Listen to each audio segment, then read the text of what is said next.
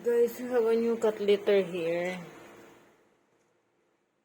I paid 229. Yan yung isang existing na litter ng katong. Dadagdagan natin ito. Kasi guys, sino to? Si Muning. Ano yun, si Muning eh. Hindi na guys, iba din siya oh. Diba? Si Muning masyadong ano yan eh, stricta yan. Gusto ni Muning tawag nito. Ayun niya na may mga amoy-amoy. Takpan na lang natin yan.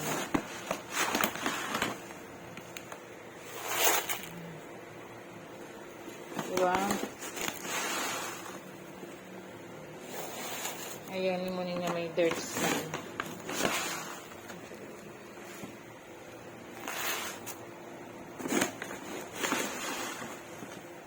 It's like a buhangin. Doon naman guys, si Muning umiihi.